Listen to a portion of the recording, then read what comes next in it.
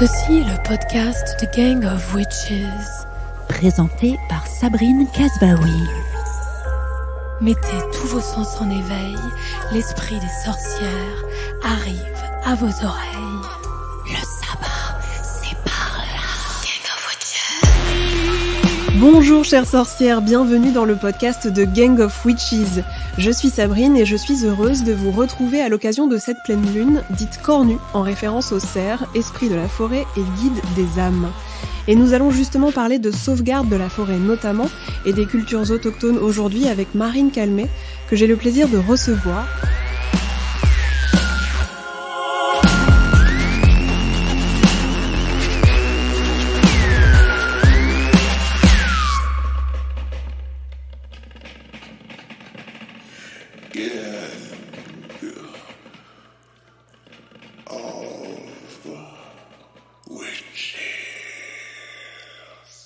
Bienvenue parmi nous, chère Marine, et merci d'avoir accepté mon invitation. Merci beaucoup pour l'invitation. Marine, tu es avocate de formation, juriste en droit de l'environnement, activiste et cofondatrice en 2019 de la Wild Legal School. Tu es aussi l'autrice de Devenir gardien de la nature pour la défense du vivant et des générations futures, un très bel ouvrage incarné, précis, hyper documenté, publié aux éditions Tana en mars dernier.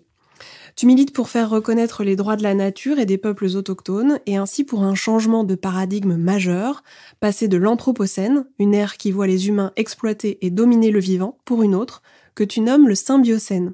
Alors j'avais envie de commencer par te demander qu'est-ce que c'est exactement que le symbiocène, et de quoi, ou plutôt de qui, s'inspire ce terme ?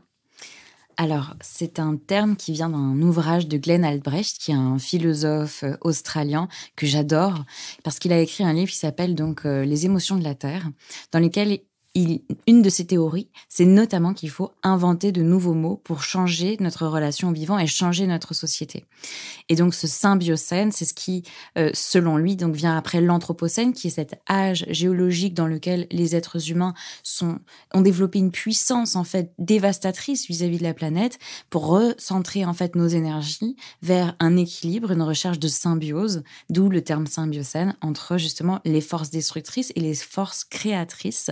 Et ça, c'est très intéressant parce que justement, ça met bien en évidence qu'il y a deux formes d'énergie et que la nôtre peut au contraire servir de forme de balance, servir à restaurer, à consolider nos relations avec le vivant. Et donc, c'est cet âge en fait que nous appelons grâce à la reconnaissance des droits de la nature. Et on voit bien, et tu l'expliques dès le préambule de ton livre, que c'est une révolution à l'instar de celle proposée par Copernic ou Galilée, qui sont passés donc d'un système géocentré à un système héliocentré, et qui vise finalement à faire sortir de cette idée de l'anthropocentrisme. Donc rappelle-moi justement en quoi c'est une révolution des esprits, des mentalités qu'il faut mettre en place.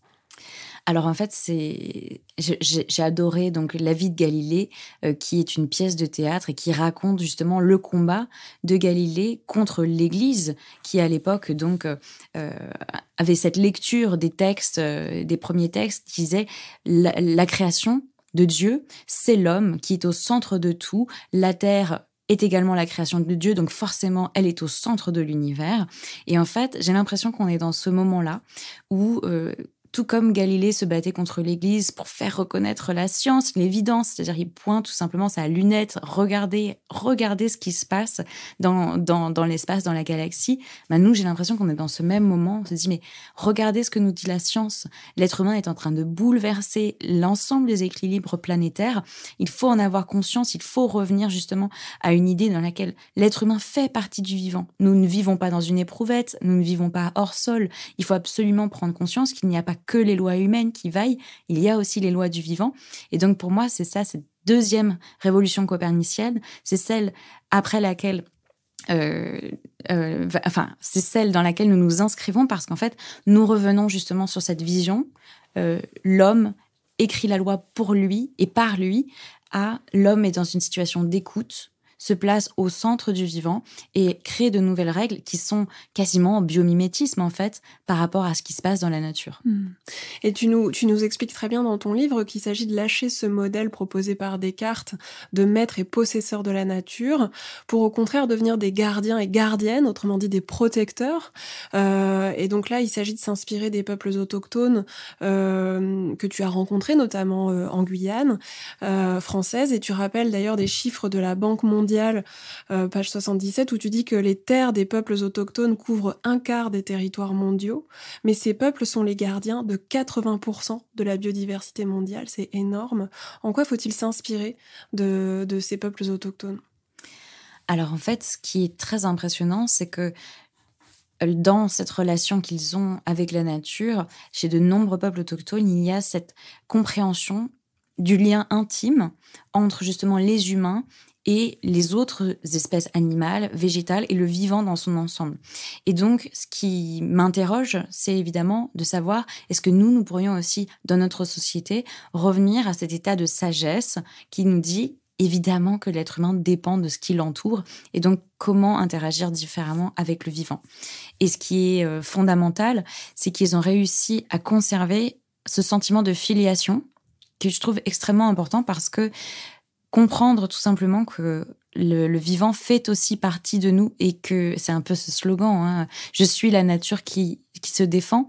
Et par exemple, chez les peuples maoris, il y a une expression très forte qui dit je suis la rivière et la rivière c'est moi, parce qu'en fait ils ont ce sentiment d'appartenance aux écosystèmes, une relation de filiation. Et je pense que c'est vers ça, en tout cas, que nous pouvons nous diriger, c'est-à-dire comprendre et retisser ce lien avec la nature qui est très important. Et au fond de nous, il est là. Il s'agit juste de le réveiller, j'en suis sûre. Et pour ça, en fait, tu proposes aussi de revoir et d'analyser des textes fondateurs comme la Déclaration des droits de l'homme et du citoyen de 1789. Et j'ai envie de citer du coup un extrait de ton ouvrage, page 139, où tu dis « Dans une société profondément inégalitaire, alors même que l'esclavage était toujours pratiqué dans les colonies et qu'au sein des foyers, les femmes se voyaient privées des mêmes droits que leurs maris, ce texte, écrit par des hommes blancs issus des classes privilégiées, a défini ce que l'on a appelé les droits naturels de l'homme. Parmi eux, la liberté, l'égalité, la propriété. » Point de suspension. Établissant ainsi un système reposant sur la reconnaissance des droits et libertés individuelles, notre société fait passer au second plan la question de la protection du collectif, celui qui réunit les humains, mais également les non-humains, au sein de la communauté du vivant. Sur ces fondements, une culture de la compétition est instaurée au détriment de la coopération, valorisant et encourageant les comportements qui profitent à l'individu, au lieu de récompenser ceux qui profitent à la collectivité. C'est puissant comme extrait. Merci. C'est ce qui m'a beaucoup touchée, justement, chez les peuples autochtones de Guyane, c'est de voir à quel point ce principe de la protection du collectif leur avait permis, en fait, de survivre à la colonisation. C'est-à-dire qu'aujourd'hui, s'il y a toujours cette culture autochtone aussi vivante en Guyane française, c'est parce qu'ils avaient bien compris qu'il fallait qu'ils tiennent ensemble pour pouvoir justement se protéger des colons et se protéger des autres impacts, c'est-à-dire ceux de la mine, notamment des mines d'or en Guyane. Si on a pu justement s'opposer grâce à eux, grâce à leur message, leur sagesse aux projets dévastateurs qu'on a connus ces derniers temps en Guyane, c'est notamment parce que justement, il y avait ce bloc, cette unité, cette solidarité entre eux qui fait que justement aujourd'hui, on peut encore avoir foi en ce qui va arriver.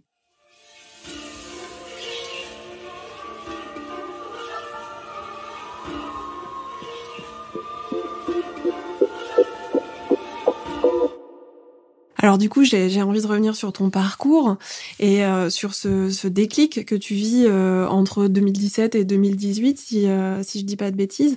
D'abord, on peut peut-être rappeler qu'en 2015, tu es encore étudiante en droit, tu participes au procès lancé contre le projet de centrale nucléaire EPR de Flamanville, puis tu te mobilises dans la lutte contre le projet d'aéroport de Notre-Dame-des-Landes. Mais je voudrais bien que tu m'expliques un petit peu ce qui t'a fait cesser de briguer un poste dans un bureau avec vue sur l'Arc de Triomphe pour partir en Guyane française afin de militer auprès des peuples autochtones. Et je voulais savoir en quoi finalement ce voyage a été initiatique pour toi et quel en était le but au départ.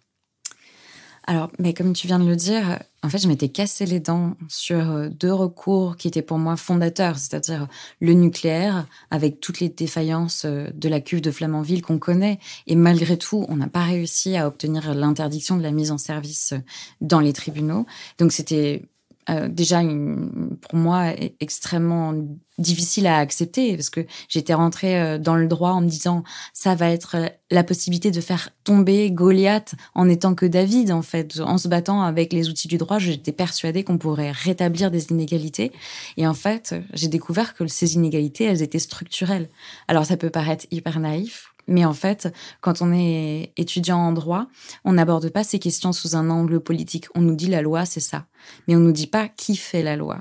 Et ça, malheureusement, je l'ai compris en commençant à militer. C'est-à-dire qu'en fait, la loi, elle était faite notamment par les industriels du nucléaire, notamment par les compagnies minières. Et en fait, donc, il y avait aucune possibilité pour réellement bouleverser les choses avec le droit actuel. Et donc, ça a été vraiment une claque.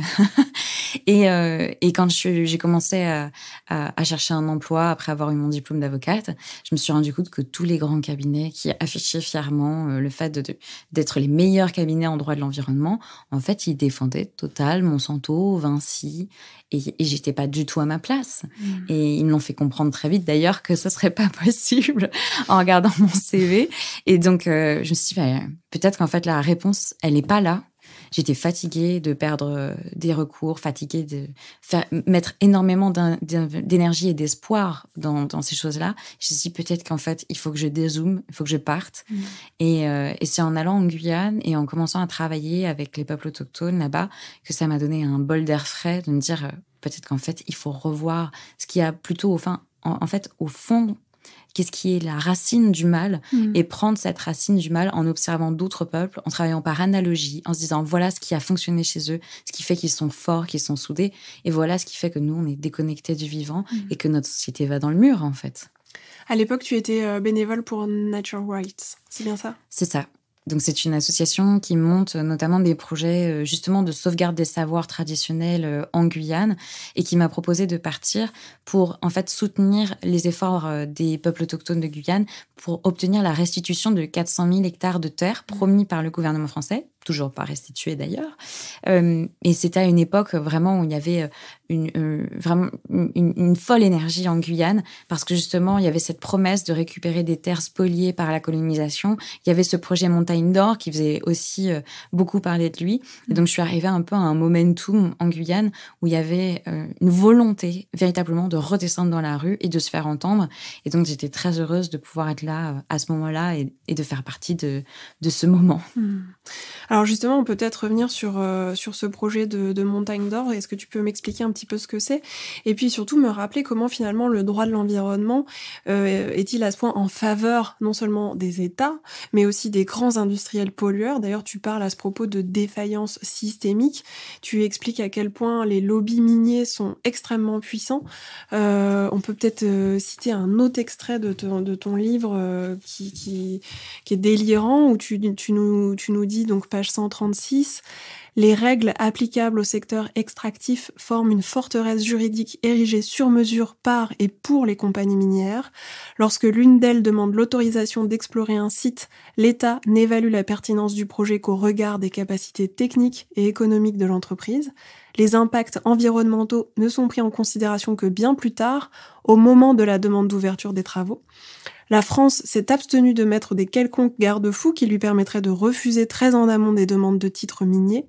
Or, lorsqu'un exploitant disposant d'un permis d'exploration, c'est-à-dire du droit de prospecter sur le terrain, découvre un gisement, son titre est automatiquement transformé en permis d'exploitation, c'est-à-dire le droit d'extraire et de commercialiser les matières.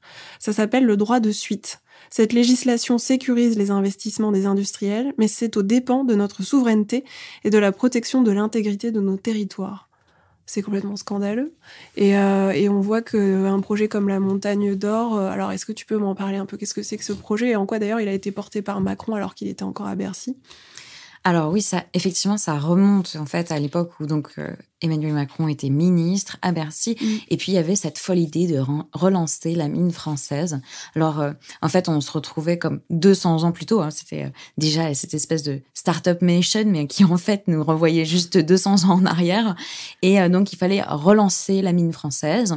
Et donc l'idée c'était, on va appeler en fait des grandes multinationales qui savent faire sur notre territoire, parce que comme ça on va pouvoir monter d'une échelle en fait, parce que localement il y avait que des petites entreprises minières. Là on voulait une grosse mine, histoire de bien taper dans les territoires et de sortir les richesses. Et là donc on voit arriver cette multinationale russo-canadienne qui est porté par un oligarque russe, hein, et des sociétés, donc toutes les deux, qui ont des impacts, on le sait, dans d'autres territoires, et notamment en Afrique, qui sont catastrophiques.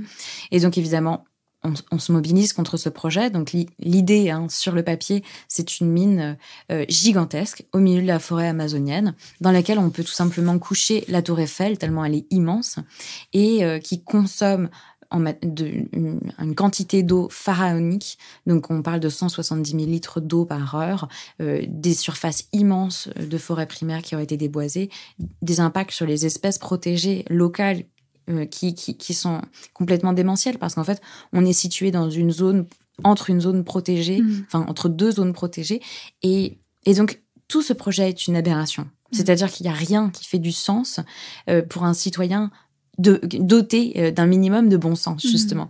Et donc, ça fait vraiment qu'un sens si vous prenez ce projet sous l'angle économique. Et donc, c'est un projet de spéculation, de destruction, d'accaparement des richesses. Et évidemment, ça, c'était inenvisageable pour nous de laisser passer ce genre de projet.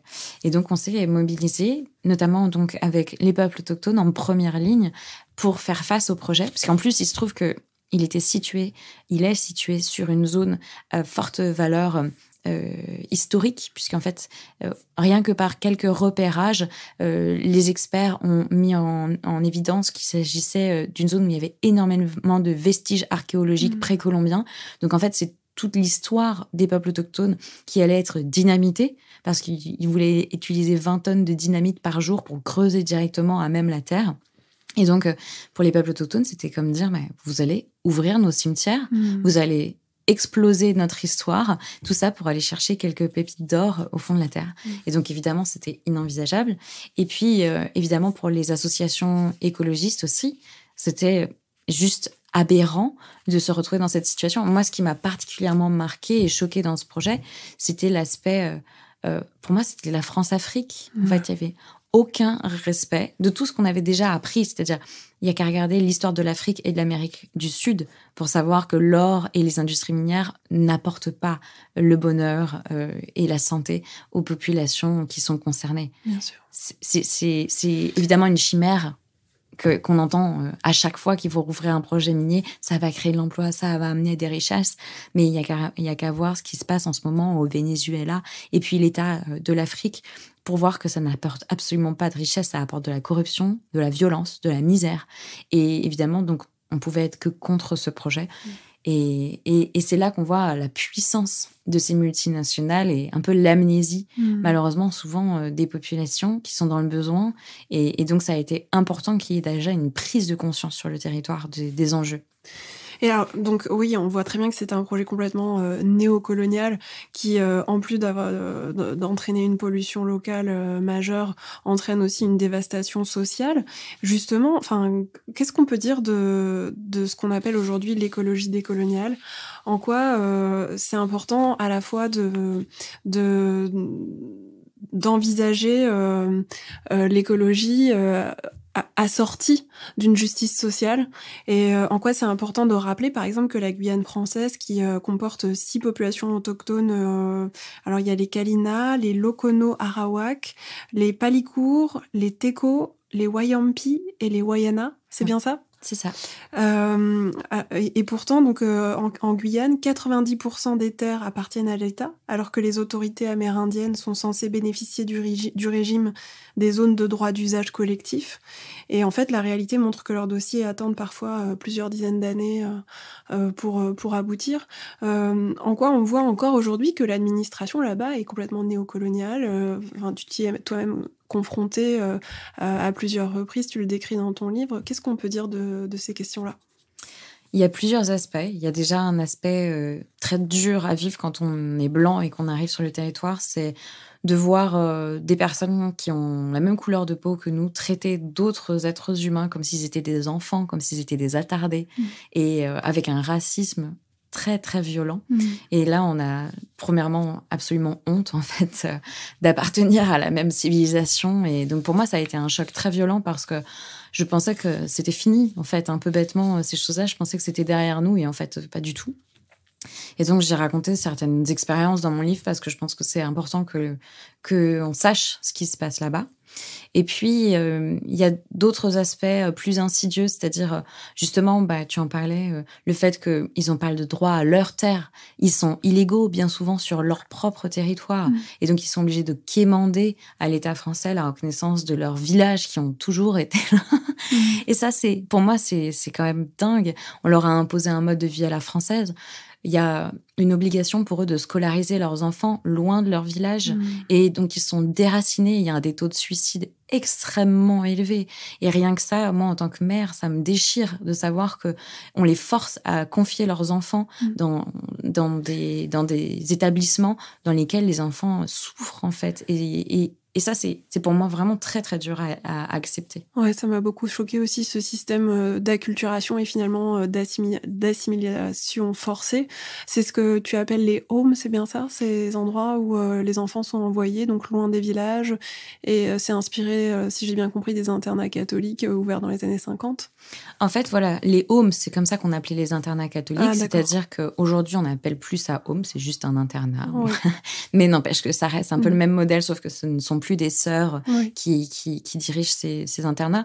Mais enfin, le système d'acculturation qu'on a vu mis en place aux États-Unis, au Canada, on en parle souvent beaucoup. D'ailleurs, encore récemment dans les nouvelles, parce qu'on a retrouvé des cimetières entiers avec des ossements d'enfants amérindiens. Aujourd'hui, il faut bien voir que justement, il y avait un système mis en place en Guyane française sur le même modèle que ce qu'on retrouve absolument partout dans le monde, où des puissances coloniales se sont installées, parce qu'il fallait casser cette identité amérindienne pour casser toute forme de résistance. Et donc, faire en sorte qu'ils n'apprennent plus leur langue, qu'ils ne connaissent plus leur culture, leurs rituels.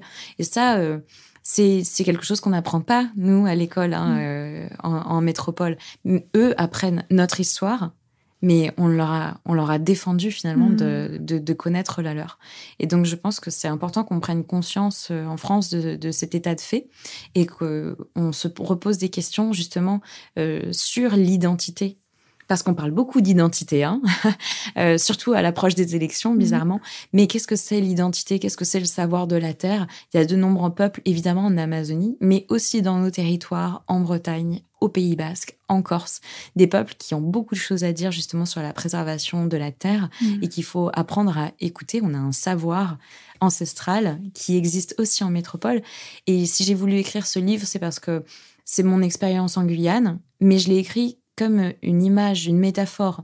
C'est-à-dire que je pense qu'il y a beaucoup de gens qui pourraient s'y retrouver parce que justement, eux aussi, dans leur territoire, ils font face à des projets miniers ou à la monoculture intensive ou à de l'élevage intensif. Et ils remettent aussi en question...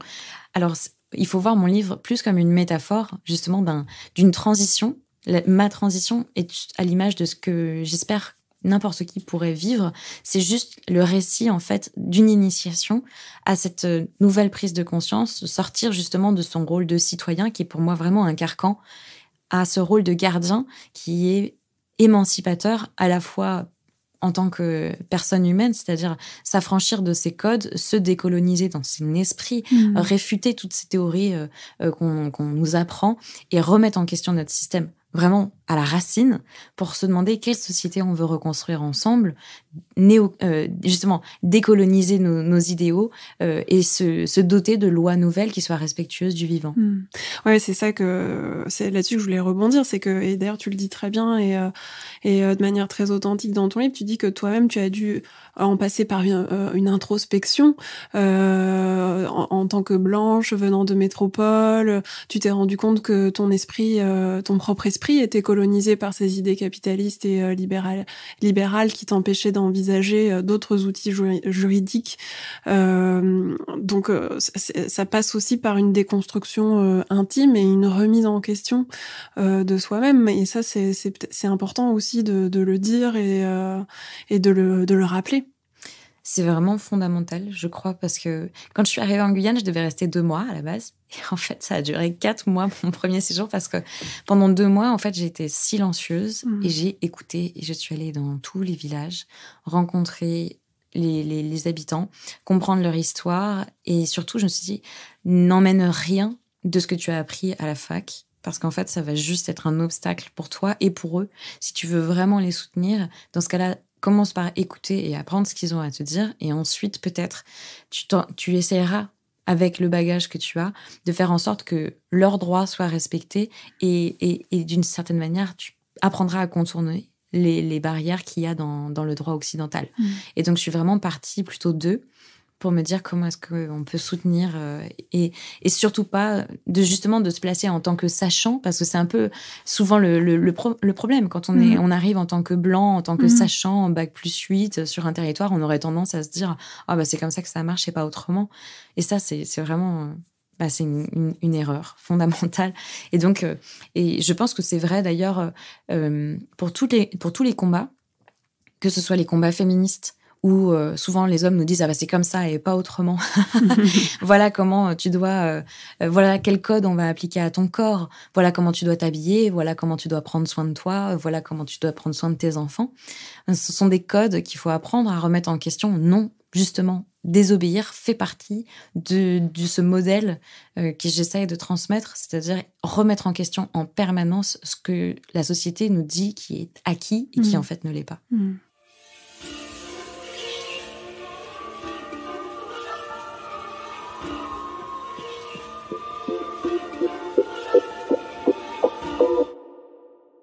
Place maintenant à la création sonore de Marjorie Delcaz et Alexandra Fournier, une adaptation de leur spectacle Chercher la sorcière pour Gang of Witches. Pour cette pleine lune, vous avez choisi de nous partager un extrait d'un texte de la sociologue américaine Giovanna Di Chiro, issu du recueil Écologie politique, Cosmos, communauté, milieu, sous la direction de la philosophe Emily H. et paru aux éditions d'Amsterdam.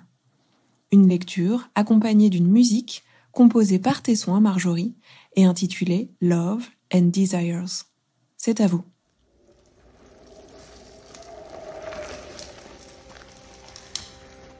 Chercher la sorcière. Une lecture d'Alexandra Fournier, mise en onde par Marjorie Delcaz pour Gang of Witches.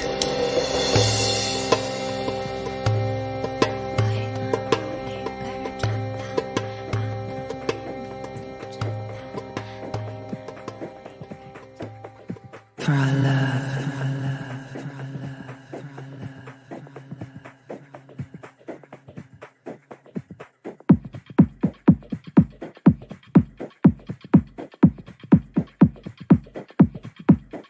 And desires.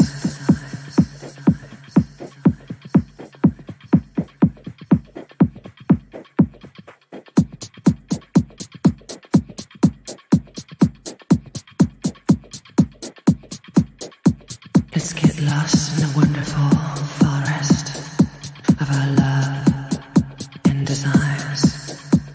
Don't be afraid to lose your head, just take a rest in our love and desires.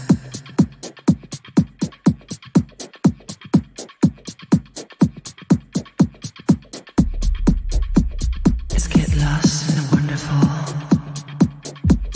We don't need this, we don't need that.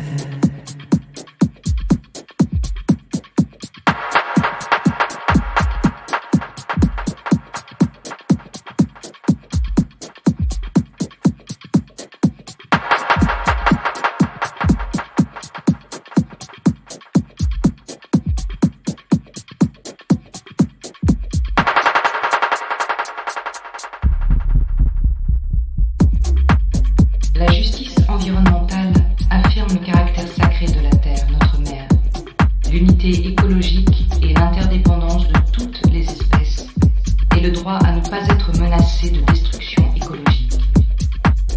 La justice environnementale exige que la conduite des affaires publiques soit fondée sur le respect mutuel et la justice pour tous les peuples, et qu'elle soit exempte de toute forme de discrimination ou de préjugés. We don't need this, we don't need that, trust your chest. For our love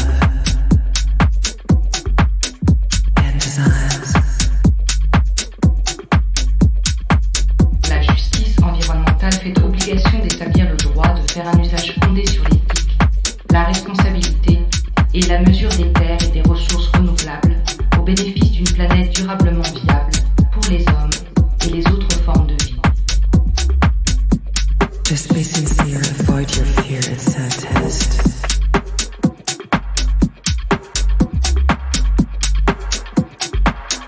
For our love and desires. La justice environnementale exige la protection universelle contre les essais nucléaires, l'extraction, la production et le stockage des déchets toxiques dangereux et des poisons qui menacent le droit fondamental à une eau, une terre, une alimentation et un air sain.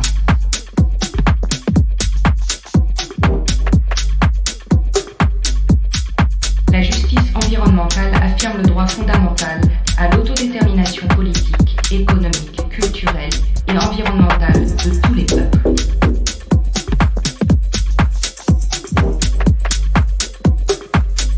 La justice environnementale exige le droit de participer à titre de partenaires égaux en droit à tous les niveaux de prise de décision, notamment l'évaluation des besoins, la planification, la réalisation, la mise en œuvre des décisions et leur évaluation.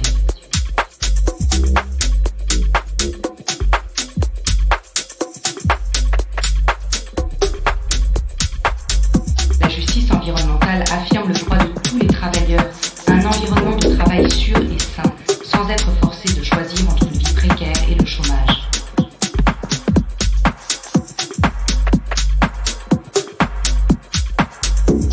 We don't need this, we don't need that, trust your chest.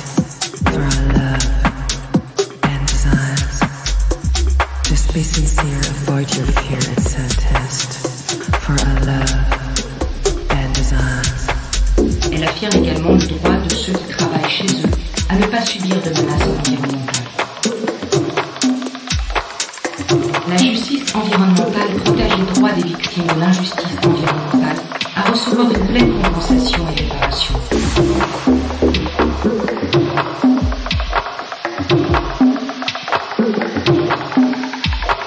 La justice environnementale considère les actes. For our love. La justice environnementale considère les actes du gouvernement en matière d'injustice environnementale.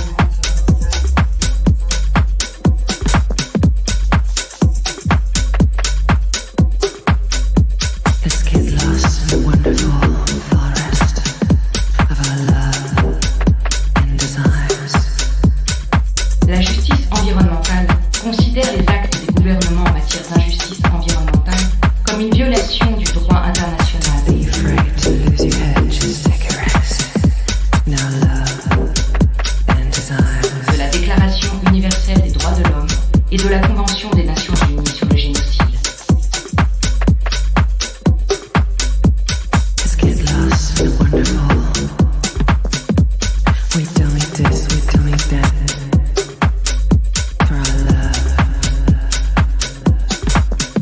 La justice environnementale demande la reconnaissance d'une relation légale et naturelle entre les peuples natifs des États-Unis et le gouvernement à travers des traités, des accords, des ententes et des conventions qui imposent au gouvernement des États-Unis la responsabilité première d'affirmer la souveraineté et le droit à l'autodétermination des peuples indigènes dont il occupe les terres qu'il détient en son nom.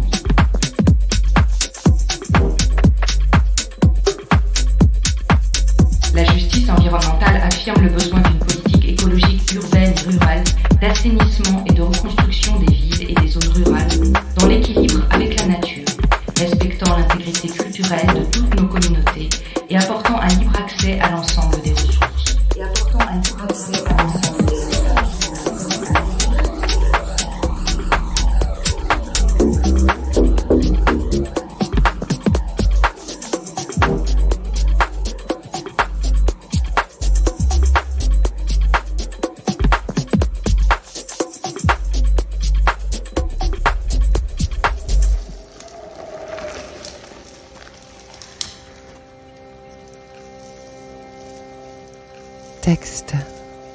Principe de la justice environnementale.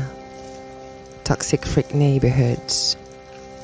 Community Planning Guide. San Diego. Environmental Health Coalition. 1993. Cité par Giovanna Di Chiro dans La nature comme communauté. Texte choisi par Emily H. pour le recueil intitulé Écologie politique, Cosmos, communauté, milieu. Paru en 2012 aux éditions Amsterdam. Musique. Love and Desires de Ma Public Therapy, remixé par Monkey Cope.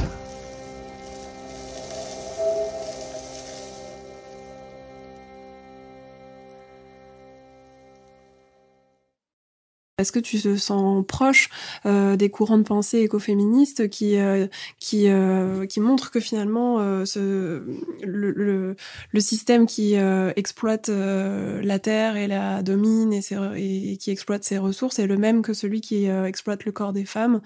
En quoi tu te sens proche ou pas de ce courant de pensée? D'ailleurs, tu cites un ouvrage que j'adore d'une philosophe que j'adore aussi, Jeanne Burger-Goutal, au début de ton livre. En quoi c'est une grille de déconstruction intéressante, l'écoféminisme? Je crois que je coche vraiment toutes les cases. Surtout aussi parce que, comme Jeanne en parle dans son livre très très bien, il n'y a pas un écoféminisme, mais vraiment c'est comment nous-mêmes nous pouvons construire notre propre mouvement écoféministe parce que respectueux des femmes, mais aussi donc écologiste et j'ajouterais évidemment décolonial parce que c'est fondamental. Et donc du coup il y a cette remise en question de tous les modèles de domination, de tous les modèles de prédation, et donc on est complètement là-dedans, dans le sens où le modèle extractiviste est un modèle pour moi qui à la fois est une erreur d'un point de vue scientifique, parce qu'en fait, on ne peut pas être dans cette relation d'extraction permanente. Ça ne marche pas sur une planète finie. Tous les scientifiques nous l'ont dit maintenant. Ça fait plusieurs dizaines d'années qu'on le sait. Et en même temps, en plus, il repose sur une exploitation des êtres humains et notamment des femmes. Et donc, il y a quelque chose de très intéressant dans cette projection, justement, vers un raisonnement qui reconnaît des droits à la nature, de se dire... Il y a une époque, pas si lointaine, où la femme était elle aussi dépourvue de droits. Jusque dans les années 70, elle avait besoin de l'accord de son mari pour utiliser un chéquier. Elle n'avait pas le droit de vote pendant tellement longtemps. La femme était complètement exclue, en fait, de la société. Elle était en marge de la société. Elle était sous la tutelle du mari ou du père. Et quand on me dit non mais les droits de la nature, reconnaître des droits à la nature, je dis mais c'est la même démarche intellectuelle en fait. C'est juste se dire, pour faire rentrer une autre entité vivante dans notre société, il faut lui reconnaître des droits. Et on ne dit pas forcément les mêmes droits qu'aux êtres humains, ça ne ferait pas de sens. La nature n'a pas besoin d'un permis de conduire, n'a pas besoin d'un... Et donc il faut l'adapter, évidemment, on ne peut pas le calquer exactement sur les droits des humains, mais des droits fondamentaux sont absolument nécessaires pour garantir une égalité d'un point de vue, en tout cas, éthique. Puisqu'aujourd'hui, on le voit, la situation, notamment vis-à-vis des animaux, elle est dramatique, éthiquement parlant. On est dans une situation d'impasse. On a des milliards d'animaux qui sont tués chaque jour pour subvenir aux besoins des humains. Est-ce qu'on pourrait se poser la question justement de quelle place on accorde à ces entités animales non humaines dans notre société? Et donc, j'espère justement que cette philosophie des droits de la nature, elle puisse nous permettre en fait de pousser les murs de notre société, de dire on a reconnu que les esclaves avaient des droits, on a interdit l'esclavage. Sur le tard, on a reconnu que les femmes avaient des droits et on les a inclus dans notre société. Pour moi, l'étape d'après, c'est d'inclure la nature, tous les écosystèmes, tous les êtres vivants dans notre société et de les représenter à part entière parce qu'en fait, elles sont constitutives de notre communauté du vivant. Et donc, ne pas les considérer est une erreur qui nous mène dans une impasse grave. Et aujourd'hui, c'est très beau de voir à quel point, justement, le mouvement pour la reconnaissance des droits de la nature prend énormément, très vite, sur de nombreux territoires. Le mois dernier, c'était encore au Canada. On a une vingtaine déjà d'initiatives rien qu'en France. Il y en a dans dans des dizaines d'États dans le monde aujourd'hui, que ce soit justement en Australie, aux États-Unis, en Amérique du Sud, en Équateur, en Bolivie, en Colombie, et partout, ce mouvement est en train de prendre. Et donc, je pense que c'est l'avenir, justement. Comment est-ce qu'on rentre dans le symbiocène? Pour moi, c'est considérer justement la nature comme sujet de droit fondamentaux et enfin faire de la place. Parce que là, vraiment, on atteint, en fait, une société qui a besoin d'élargir les murs et qui reconnaît justement les autres entités vivantes comme sujet de droit à part entière.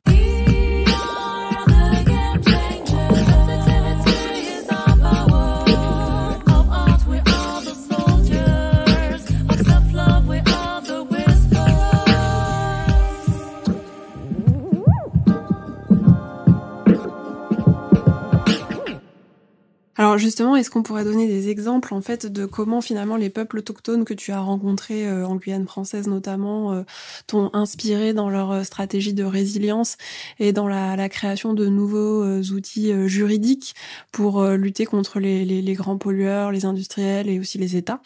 Est-ce que par exemple quelles sont finalement les stratégies de résilience que tu as observées chez ces peuples pour protéger leur structure sociale tournée vers le collectif et la symbiose avec la nature? Est-ce que tu as un exemple à me donner, par exemple? Alors, il y a un exemple qui m'a beaucoup marqué, c'est celui du comportement des industriels, donc de Montagne d'Or, vis-à-vis des peuples autochtones. C'est-à-dire qu'ils sont arrivés là, et puis, en fait, pour eux, c'était... grâce au droit français, en fait, on a le droit de s'installer ici et on n'est pas obligé d'écouter des gens qui dansent en pagne, qui ont des tambours, des plumes. Qu'est-ce que c'est que ça? Enfin, voilà. Nous, on est des personnes civilisées, on représente le progrès, on va s'installer là. Et en fait, face à cette situation, je me suis beaucoup inspirée justement d'autres peuples, notamment en Brésil, qui ont dit, il y avait de nombreux projets, notamment de barrages hydroélectriques au Brésil. Hein, on a entendu les combats de Raoni, justement, très mobilisés contre Belo Monte et les gros projets hydroélectriques qui engloutissent en fait les territoires autochtones. Eh bien, il se trouve qu'ils ont commencé à se réunir, à travailler ensemble sur des textes, donc qu'on appelle des protocoles de consultation, et qui, en fait, définissent comment les peuples autochtones veulent être consultés. Et dans ces protocoles de consultation, qui sont très beaux, hein, ce sont des textes magnifiques, ils énoncent que les industriels doivent venir vivre dans leur village pendant quelques temps, histoire de comprendre comment ils fonctionnent, d'apprendre leur culture.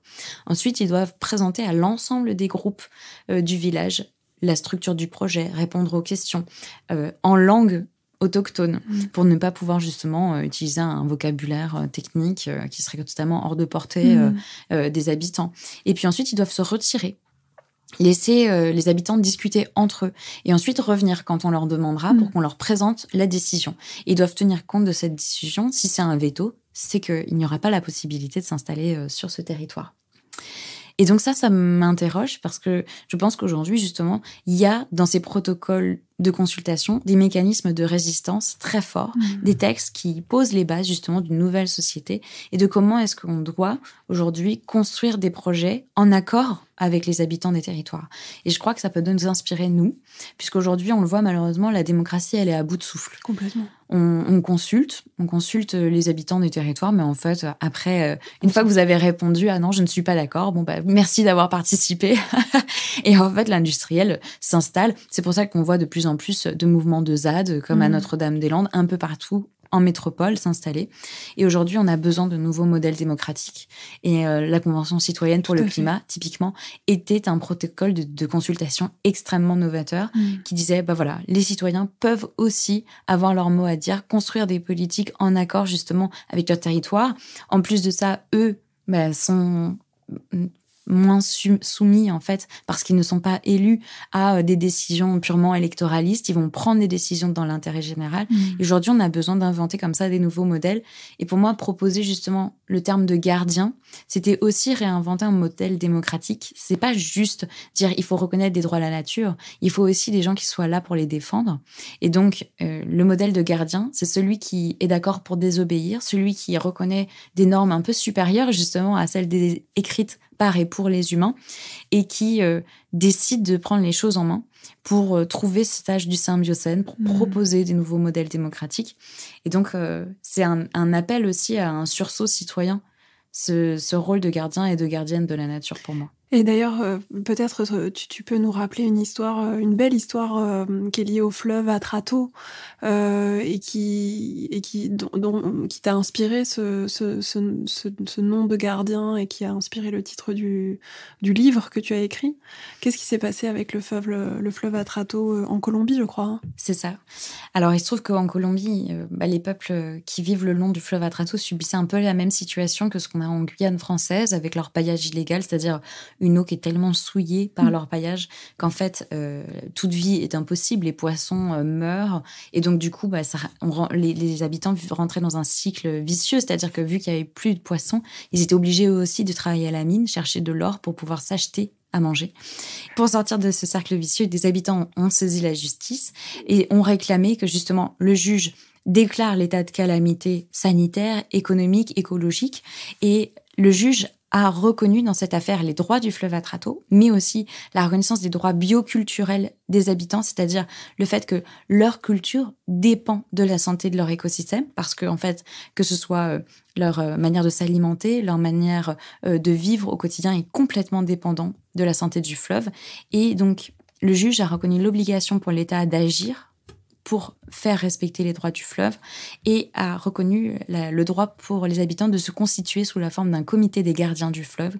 Et donc aujourd'hui, ils travaillent à élaborer leur propre politique sanitaire, économique, sociale pour retrouver justement un état de balance entre les droits du fleuve et les droits des populations locales. Et ça, c'est extrêmement novateur et j'ai tellement envie justement que ça arrive sur notre territoire en France, qu'en Guyane française mais aussi ailleurs. Je pense à la Bretagne et au scandale des algues vertes en Bretagne, que ce soit les habitants qui puissent reprendre en main leur territoire, parce qu'on voit bien l'État a complètement échoué depuis des années à prendre les vraies décisions parce qu'il est tout simplement incapable de se confronter réellement à la question des lobbies.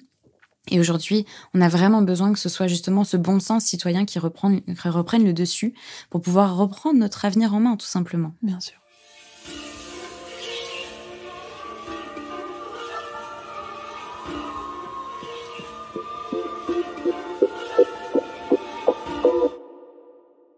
Il y a une autre inspiration qui te vient aussi des peuples autochtones que tu as rencontrés. Est-ce que tu peux nous rappeler ce que c'est que la Déclaration universelle des droits de la Terre-Mère, qui, je crois, est un texte qui date de 2010 ? Alors, là, effectivement, si je dis pas de bêtises. Oui, tout à fait. C'est un texte international, en fait, qui reconnaît les droits fondamentaux de la terre-mère, donc de la Pachamama, parce que c'est un texte d'origine aussi, d'inspiration andine et sud-américaine. Et donc, il y a cette vision, cette relation de la terre comme une entité vivante, constituée par une communauté en fait d'individus humains, non humains, et qui est sujet de droit. C'est-à-dire du droit de ne pas être pollué, de ne pas être détruit, de ne pas subir l'accaparement du fait des activités humaines, de la prédation des activités humaines, et qui donc dans ce texte inscrit donc les droits de la terre-mère d'un côté et les devoirs des êtres humains. Et donc de trouver un équilibre entre les deux, c'est vraiment l'objectif de ce texte.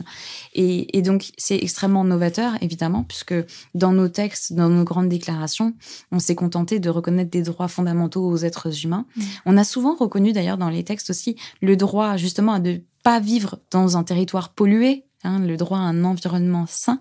Mais on ne s'est jamais posé la question de savoir, mais alors, si les êtres humains ont le droit à un environnement sain, c'est peut-être aussi qu'en parallèle, de l'autre côté de cette même pièce, il y a le fait aussi pour l'environnement d'être sain et donc d'être protégé de toutes ces incursions humaines. Et donc, c'est très intéressant de se placer d'un autre point de vue qui n'est pas celui des droits humains, mais qui est celui des droits de la communauté du vivant dans son ensemble. Et donc, on en revient en fait à trouver un nouveau paradigme, un nouveau modèle social dans lequel, justement, il n'y a pas que les humains qui sont sujets de droit.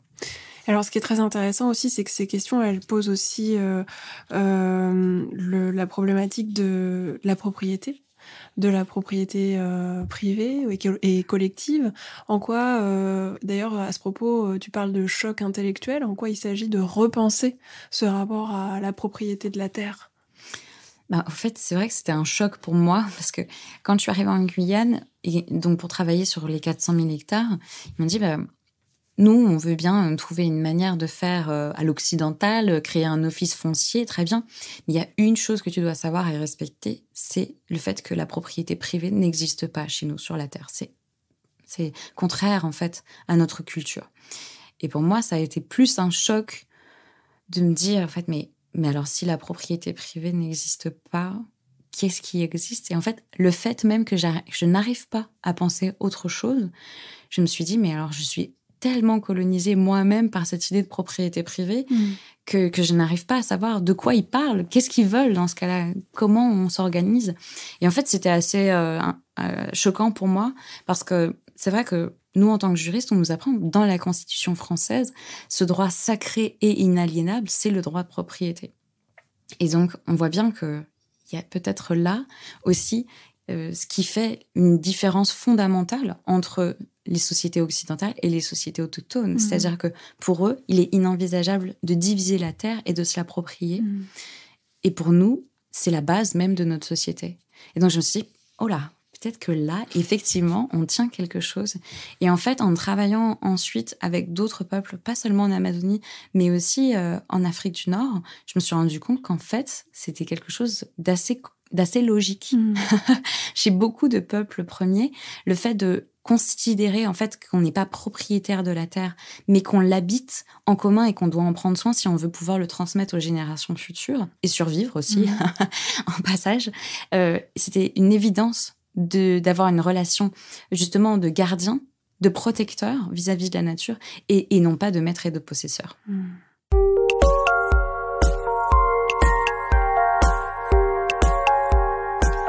Bluebed, la chronique de Sensord par Anaïs Julien.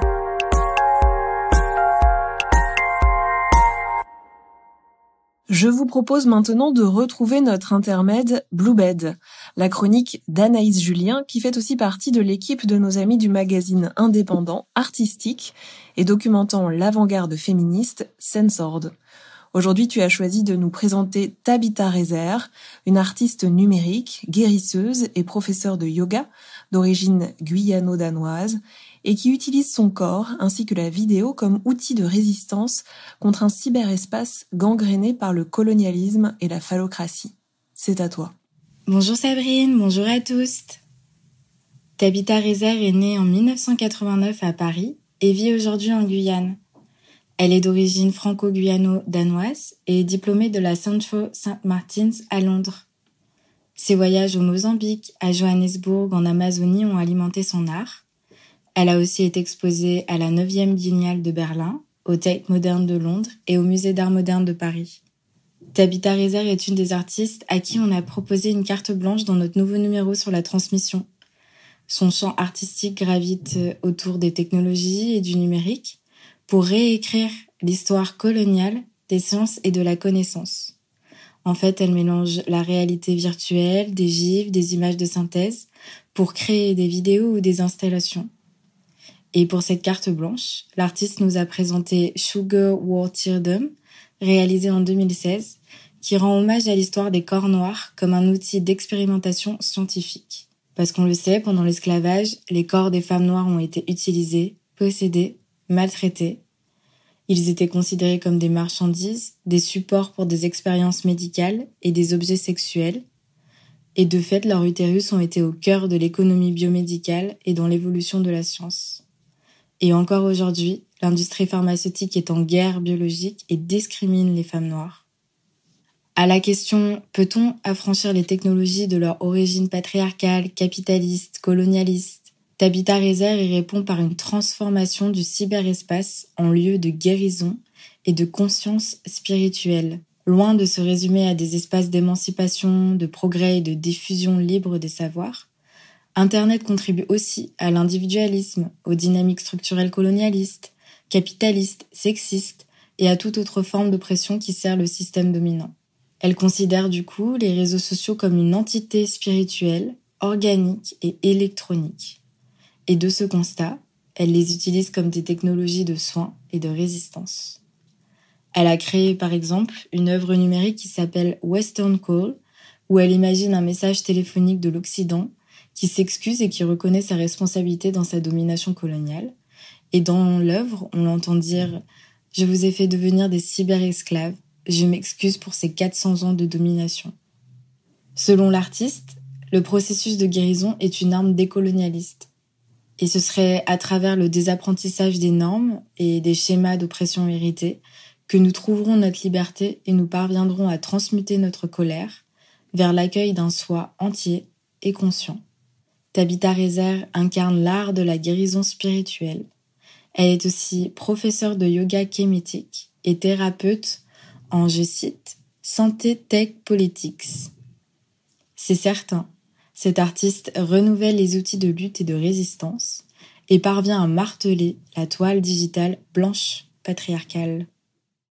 On voit très bien que la forêt amazonienne est à la fois un lieu de choc des civilisations et que ces peuples autochtones sont en première ligne à la fois pour défendre leur civilisation et en même temps se défendre contre leurs bourreaux et les bourreaux de ces territoires et de la terre à cet endroit. Enfin, en quoi finalement ils sont les premiers impactés.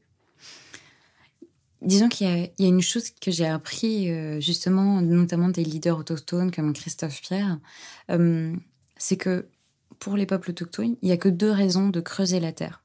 C'est soit de chercher de l'eau, soit d'enterrer ses morts.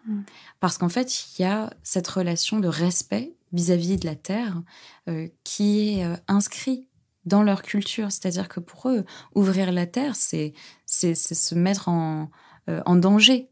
C'est une sagesse, en fait. C'est-à-dire que ces croyances, enfin, ce que nous, on appelle des croyances qui sont en fait des sagesses, des connaissances, fait qu'il y a une certaine stabilité, justement, dans les écosystèmes, parce que l'or, pour eux, c'est l'énergie de la terre. Et donc, si on prend cet or, on déstabilise, en fait, le vivant. Et je crois que c'est ça qui m'a le plus plu, c'est que dans ces savoirs que nous, d'un point de vue occidental, on appelle des croyances, des superstitions, et qu'on rabaisse, en fait, systématiquement. Qu'on invisibilise. Voilà, qu'on invisibilise. Il y a, nous, on a la science, le savoir... et les connaissances scientifiques et techniques. Et donc, il y avait un espèce de choc entre ces multinationales qui nous faisaient des beaux PowerPoint pour nous expliquer que tout allait très bien se passer, qu'ils allaient mettre une géomembrane, qu'il n'y aurait certainement aucun problème. Et d'un autre côté, il y avait ce savoir très fort des peuples qui sont là depuis des centaines d'années et qui nous disent « mais non, vous ne pouvez pas faire ça ». Et en fait, ce choc des civilisations est extrêmement important. Et la Guyane, pour ça, était une espèce de mini-laboratoire de notre humanité. Pour moi, écrire ce livre, c'était aussi faire une métaphore très puissante. Parce qu'en fait, en regardant ce qui se passe en Amazonie française, on se rend compte en fait, de ce choc de civilisation qui est d'un côté... ces peuples, ces occidentaux qui pensent qu'en fait tout leur appartient, la terre leur appartient, ils peuvent tout prendre, tout s'accaparer, et de l'autre côté ces peuples premiers qui savent qu'en fait ils appartiennent à la terre et pas dans l'autre sens. C'est-à-dire qu'il y a une sagesse et un équilibre qu'ils ont trouvé qui est extrêmement important et duquel j'espère de m'inspirer pour ensuite dire mais en fait de ces sagesses autochtones on peut tirer des enseignements. Donc là par exemple on se bat pour faire interdire l'orpaillage dans les territoires amérindiens, c'est-à-dire le fait de creuser la terre, de chercher l'or dans un territoire qui est notre meilleur allié contre le réchauffement climatique, n'a aucun sens. Et tout un tas aussi d'autres propositions, notamment la reconnaissance du crime d'écocide. Donc ça, c'est un de nos chevaux de bataille. Oui, extrêmement important en ce moment avec la loi climat et que le gouvernement maltraite et balaye du revers de la main avec absolument aucun respect justement pour l'histoire de ce terme, l'histoire de l'engagement aussi des juristes qui depuis 60 ans, depuis l'utilisation de l'agent orange pendant la guerre du Vietnam, se battent pour obtenir justement la reconnaissance du crime d'écocide. Et on voit en fait un travail de sape extrêmement fort de ce gouvernement et d'Emmanuel Macron, de son gouvernement, de Barbara Pompili, du garde des Sceaux. Ils sont complètement bloqués dans le monde d'avant, alors que nous, on essaie de défoncer la porte du monde d'après. Et en fait, ce qui est terrible, c'est que en même temps, il y a cette alarme incendie qui s'est déclenchée depuis bien longtemps et qu'on a l'impression d'être prisonnier, de ne pas pouvoir sortir de ce monde, d'être confronté à des gens complètement fermés à l'idée justement que maintenant, les droits des multinationales, les droits des entreprises, les droits des personnes privées, l'accaparement de la terre, c'est pas une fatalité, tout ça. On peut le remettre en question, il faut le remettre en question. Et donc, dans mon livre, je voulais finir aussi sur une note positive, parce que je raconte des choses terribles qu'on a vécues avec le collectif Hors de Question, avec les peuples autochtones de Guyane, de cette violence qu'on a subie justement par les entreprises qui sont venues s'accaparer la terre. Et j'essaie de finir sur une note positive, justement en disant, mais bon, maintenant qu'on sait tout ça, maintenant que je vous ai raconté tout ça, comment on s'organise, comment on se fédère pour justement trouver des solutions, devenir gardiens et gardiennes de nos territoires, faire corps, se souder et agir ensemble pour être plus forts que ces gens-là et tourner la page une bonne fois pour toutes, parce que notre futur dépend de notre capacité à nous organiser et à reprendre les rênes.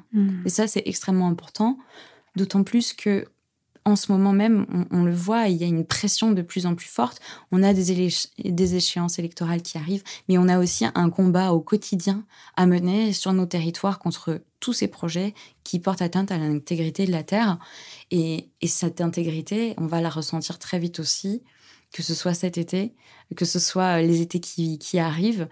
C'est extrêmement important qu'on prenne la mesure tous ensemble de notre capacité à changer le cours des choses, en fait. Alors, ce qui est puissant aussi, c'est que du coup, vous proposez des outils, donc comme le cribnécocide que tu viens de citer, qui propose de s'attaquer du coup directement aux États et aux grands pollueurs, et non plus de rester à l'échelle certes importante, mais malheureusement insuffisante, des gestes citoyens et des grandes manifestations. Et il y a un autre outil aussi que vous avez proposé que j'avais envie d'évoquer, c'est celui de la haute autorité aux limites planétaires, qui me semble hyper intéressant, et je crois qu'il a été proposé. Est-ce que ça a été proposé dans le cadre de la Convention des citoyens pour le climat, c'est ça ? Oui, c'est ça. Disons que c'était une idée qui était dans les tuyaux, qu'on travaille avec Wild Legal depuis 2019. Et puis, il se trouve que la Convention citoyenne pour le climat est arrivée, un peu un signe inespéré. Et en fait, avec ces citoyens, ça a été génial parce que c'était tout de suite le coup de foudre. On a voulu travailler ensemble, on a voulu proposer des choses ensemble. Eux partaient du principe tout simplement qu'il fallait agir. Et donc, puisqu'il fallait agir, qu'est-ce qu'on inventait pour nous permettre justement d'atteindre nos engagements climatiques? Et donc, cette haute autorité des limites planétaires, c'est l'idée de se dire, il nous faut un ministère qui nous guide justement vers le respect des engagements climatiques, mais aussi vers la protection de la biodiversité pour faire face à la sixième extinction de masse, pour faire face à la déforestation et à l'artificialisation des sols, à toutes ces destructions en fait qui touchent aujourd'hui l'environnement.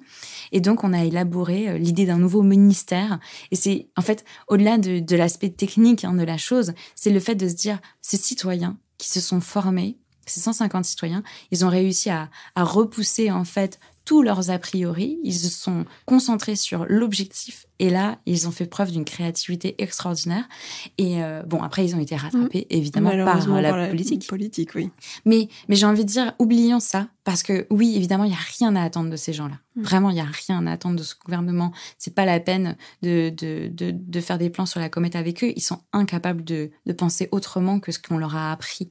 Donc, ils sont incapables de tourner la page et de prendre des vraies décisions politiques. Par contre, eux, les citoyens, ils ont une créativité extraordinaire. Ils ont un bon sens qu'ils mettent au service de ces idées-là, justement. Et donc, la haute autorité des limites planétaires, l'écocide, justement, tout un tas de mesures qui ont été proposées, elles sont là, elles sont importantes, elles vont voir le jour à un moment ou à un autre, j'espère rapidement. Mais en tout cas, elles ont démontré qu'il y a beaucoup plus de bon sens et beaucoup plus de productivité chez les citoyens que chez les hommes politiques et les femmes politiques d'ailleurs, parce qu'elles ne sont pas en reste malheureusement dans ce domaine-là. Mais donc, il y a de l'espoir. Il y a énormément d'espoir, en fait. Est-ce que c'est ce que tu appelles la désobéissance créative ? C'est exactement ça. C'est-à-dire, du point de vue des citoyens, une fois qu'ils ont compris justement qu'ils pouvaient être cette force de produire de la loi. C'est-à-dire que l'engagement de départ, quand même, d'Emmanuel Macron, en créant la Convention citoyenne, c'était de dire vos propositions seront immédiatement et sans filtre transférées à l'Assemblée nationale et au Sénat. Et donc, pour eux, ce qui était impressionnant, c'était de se dire oh, ça y est, pour une fois, c'est nous sommes en responsabilité. Et donc, ils ont pris toute la mesure du poids qui reposait sur leurs épaules et se sont consacrés vraiment à corps perdu à ces propositions.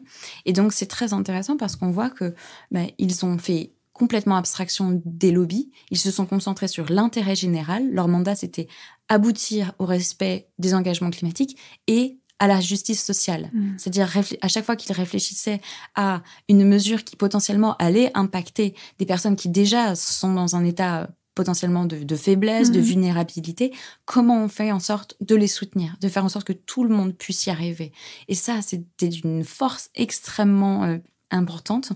Et je crois que ça a montré que chez les citoyens, on peut tout à fait y arriver. Et c'est de la désobéissance créatrice dans le sens où ils ont fait abstraction des lobbies, ils ont fait abstraction des lois, de tout ce que le gouvernement leur disait, c'est-à-dire « Ah mais non, ça on peut pas interdire l'orpaillage en Guyane, ah non, c'est impossible juridiquement », alors que ça tenait évidemment pas debout, puisque on a interdit aujourd'hui les nouveaux forages hydrauliques, pétroliers, depuis la loi Hulot. On sait que la loi, en fait, c'est une fiction des humains, écrite pour les humains. Et donc, une fiction, on l'arrange comme on veut. Et c'est ça qui est extraordinaire avec le droit, c'est que surtout si quelqu'un vous dit que juridiquement c'est pas possible, ne le croyez jamais. Ne le croyez jamais parce que tout est possible juridiquement. C'est une pure fiction.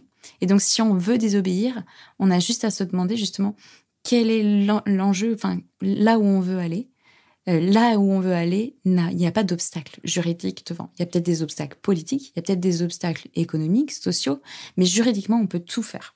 Et donc ça, c'est intéressant de se dire, le citoyen peut se saisir complètement de l'outil juridique et devenir maître justement de remplacer justement les parlementaires. Et je pense que c'est ce qui leur a fait très peur. Dire ah mais qui sont ces gens qui nous éclipsent comme ça en proposant des mesures complètement alternatives qui bouleversent tout le système. Je pense que ça a fait très peur, c'est vrai.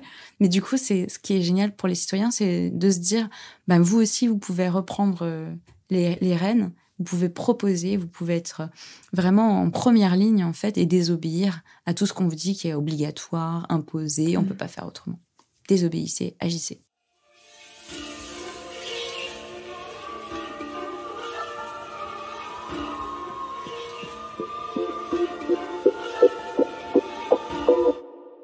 Du coup, c'est dans cette perspective aussi que vous avez créé en 2019 la Wild Legal School. Quel était le but C'est une école, donc en fait, en quoi il s'agissait de créer une école? Pourquoi il fallait créer une école? Alors, déjà parce que le mouvement pour les droits de la nature avait besoin d'une école en France pour enseigner au plus grand nombre, c'est-à-dire à des publics spécialisés, des juristes, mais aussi à d'autres personnes sans background juridique.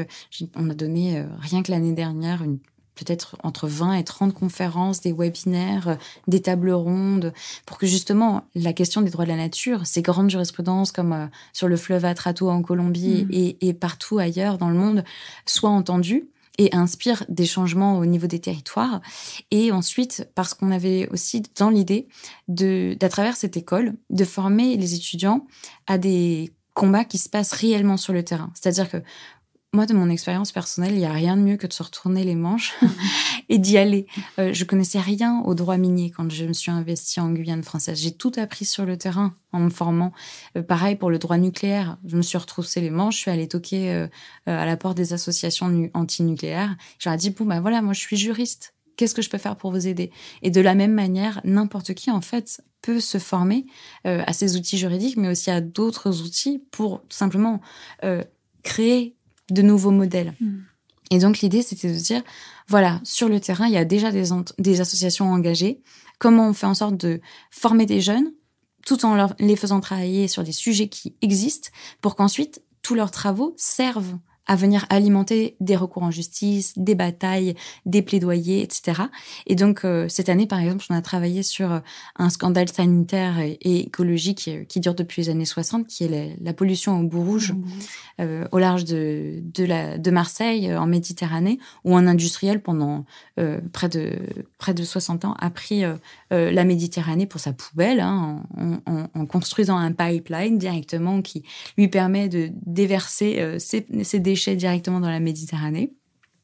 Et on leur a demandé de traiter ce cas sous l'angle de l'écocide, c'est-à-dire de dire, voilà, si vous aviez l'écocide, comment vous iriez pour batailler sur ce sujet-là. Et donc, ils ont écrit des mémoires, ils se sont formés aux plaidoiries, et on a diffusé ce procès simulé qu'on a organisé en live sur les réseaux sociaux. Donc, vous pouvez le retrouver sur notre chaîne YouTube, donc c'est programme Wild Legal France, ou sur notre page Facebook. Et donc, c'est 5h30 de plaidoirie avec un pêcheur impacté, des scientifiques. On a modélisé cette pollution des boues rouges. On a fait venir les associations et les étudiants ont tout donné, en fait, pour justement démontrer qu'avec de nouveaux outils juridiques comme l'écocide, on pourrait enfin rendre justice à la nature, on pourrait rendre justice aussi aux humains qui subissent ça et aux générations futures qui vont le subir. Et donc, on veut démontrer en fait que en ouvrant cette fenêtre sur le monde de demain, voilà ce qu'on peut changer, voilà concrètement le pouvoir qu'on peut redonner aussi aux citoyens et comment on peut agir. Et donc, c'est un outil de transformation. On incube des procès, des prochains procès qui vont arriver, j'espère bientôt. Et donc, on fait en sorte que ça advienne, on accélère en fait le tempo en montrant déjà les impacts que ça pourrait avoir. Alors, ça donne de l'espoir tout ça, et on peut peut-être rappeler que justement en Amérique du Sud, il y a beaucoup d'avancées qui sont inspirantes pour nous ici. En 2008, par exemple, l'Équateur a reconnu les droits de la nature dans sa constitution, suivi en 2010 par la Bolivie. En 2018, en Colombie, la forêt amazonienne est reconnue comme étant donc un sujet de droit, tu le rappelais tout à l'heure. Quelles sont les initiatives qui bourgeonnent aussi un peu partout en France dans ce sens-là, en fait, et qui peuvent nous inciter à remonter les manches et à lutter, nous aussi, en tant que citoyens? Alors, il y en a de nombreuses. Nous, avec l'association Wild Legal, on monte un programme du coup pour la reconnaissance des droits du fleuve Maroni, qui est impacté par l'orpaillage illégal en Guyane. Il y a aussi l'appel du Rhône qui a été lancé, qui est un fleuve transfrontalier et qui a de nombreuses problématiques aussi de pollution. Il y a également le Parlement de Loire. Il y a le Parlement de l'Escaut, qui est un fleuve dans le nord de la France qui a été extrêmement pollué aussi par un industriel. Et à Paris, je sais qu'il y a des réflexions en cours aussi sur les enjeux autour de la reconnaissance des droits de la Seine, notamment au moment des pollutions dues en fait à l'entreprise Lafarge. Oui. C'était un vrai scandale d'avoir rejeté justement c'est directement des rejets de béton dans la Seine. Oui.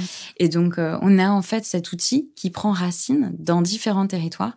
Et donc, aujourd'hui, c'est pour ça qu'avec l'association Wild Legal, on a sorti un petit manuel des droits de la nature qui est disponible sur notre page internet que vous pouvez retrouver en ligne et qui se veut vraiment être comme un petit manuel, vraiment avec toutes ces jurisprudences, tous ces textes qu'on peut retrouver, dont on peut s'inspirer ensuite pour permettre aux citoyens en fait de se dire voilà, j'ai les clés pour agir, je peux le faire chez moi, je peux le faire soit à l'échelle de mon association, à l'échelle de ma mairie ou de ma collectivité territoriale, et puis je peux aussi m'en servir de ces termes, de ces jurisprudences et de ces grandes victoires internationales pour dire au juge ça suffit maintenant, on peut aller plus loin, ça a été fait ailleurs, il n'y a aucune raison qu'en France on ne fasse pas le pas. Et donc pour nous c'est aussi le pouvoir en fait il vient par le savoir, et donc une fois que le citoyen sait, il peut agir. Alors, ce sera quasiment le mot de la fin. J'ai juste une dernière question sur ce que peut représenter pour toi la figure de la sorcière, parce que on est Gang of Witches, et peut-être en rapport avec justement la place des femmes dans la lutte pour la protection du vivant. Qu'est-ce que représente l'archétype de la sorcière pour toi ? Pour moi, je fais aussi le lien entre la sorcière et le chaman, parce que il y a ce savoir de la terre qui est extrêmement important, c'est-à-dire le nom des plantes, leur fonctionnement. Chez beaucoup de peuples autochtones en Amazonie, ce sont les femmes qui ont le savoir des plantes médicinales et donc qui savent soigner, évidemment. Et donc, ça, c'est extrêmement important quand on vit dans la forêt et qu'on n'a pas de pharmacie à moins de 2 jours de pirogue. C'est très important. Et donc, ça peut avoir l'air comme ça anodin, mais il y a des rituels aussi chez les sorcières et chez les peuples autochtones que je trouve très similaires, et notamment un rituel qu'on a perdu dans nos sociétés, je trouve ça dommage, c'est celui du passage de l'âge adulte, enfin de l'âge enfant à celui de l'âge adulte. chez les peuples autochtones, il y a encore, et notamment en Guyane, alors chez les femmes, chez les jeunes femmes de Guyane, le passage consiste à jongler avec des boules de coton enflammées. Oui, ça c'est le rituel pour les femmes, parce que ce sont les femmes qui sont responsables du coton. Elles tressent les hamacs, les porte-bébés, et puis ce sont elles aussi, donc, comme je disais, qui ont le savoir des plantes. Et en fait, le fait d'avoir la capacité de jongler avec ces boules enflammées sans montrer de douleur extérieure, elles doivent rester stoïques. C'est en fait cette humilité vis-à-vis du vivant, c'est-à-dire la vie est une succession d'étapes douloureuses. Il faut savoir prendre sur soi, il faut savoir jongler avec la nature, et parce qu'on fait partie de la nature, avoir cette conscience d'appartenir au vivant. Et donc, dans ce rite de passage, moi, j'y vois aussi un appel à l'humilité, à savoir où est sa place, savoir comment fonctionne le vivant, c'est savoir comment prendre soin de sa famille et des communs. Et pour moi, ça a été une grosse claque, parce que mon rite d'initiation, ça a été quand j'ai compris justement qu'il fallait d'abord que j'apprenne à prendre soin de moi, des autres, pour pouvoir prendre soin de la terre. Et donc, il y a tout un apprentissage comme ça, je pense, qui doit nous amener à réfléchir collectivement. C'est-à-dire, la place de la sorcière et de ses savoirs, elle est essentielle dans notre communauté. D'ailleurs, que ce soit les savoirs des sages-femmes qui devraient être tellement plus valorisés, justement, quand on voit le dualisme entre médecins, hommes, sages-femmes et tous ces savoirs traditionnels qui sont complètement dévalorisés. C'est un combat aussi, oui. C'est un vrai combat, c'est-à-dire la place de la femme, la place de ce savoir ancestral dans notre société doit vraiment trouver une place centrale. Et donc, c'est à nous, vraiment aux femmes, détentrices de savoir, de réussir à se faire entendre, de se souder, d'activer en fait nos réseaux pour qu'on puisse renverser aussi les schémas classiques de domination dans notre société et restaurer un équilibre. Merci Marine. Merci. C'est une belle conclusion. C'est la fin de ce podcast. Merci de l'avoir suivi. Merci à Marine Calmet pour le partage de son parcours et pour la manière qu'elle a de relayer la voix des peuples autochtones qu'elle a pu rencontrer. Son livre s'intitule Gardien de la nature pour la défense du vivant et des générations futures. Il est paru aux éditions Tana. Enfin, je vous rappelle que vous pouvez écouter dans leur intégralité les titres qui composent la bande-son de ce podcast sur toutes les plateformes d'écoute et qui sont extraits de l'album de Paola Yvelin et Sophie Rock, Patriarchy is Burning. Vous pouvez aussi nous soutenir en notant ou commentant cet épisode sur Apple Podcast ou en le partageant. Merci de votre écoute, chères sorcières, et rendez-vous à la prochaine pleine lune. C'était le podcast The Gang of Witches, présenté par Sabrine Kasbaoui. On vous dit à la prochaine pleine lune. D'ici là, prenez soin de vous.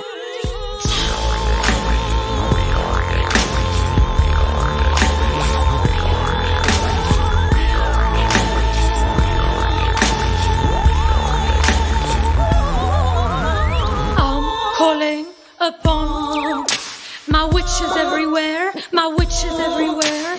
I'm calling upon my sisters everywhere, my brothers everywhere. The time has come together. We are stronger together. The time has come together. We are stronger together.